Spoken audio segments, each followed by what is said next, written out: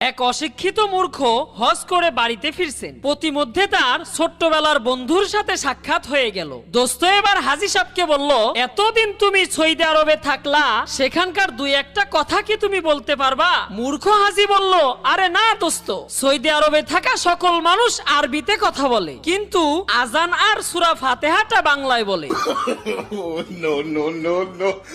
এক ছিল রাখাল, প্রতিদিন মাঠে গরু চড়াতে যেত। মাঠের পাশেই ছিল এক গভীর বন, আর সেই বনে বাস করত এক বিশাল আকৃতির বাঘ।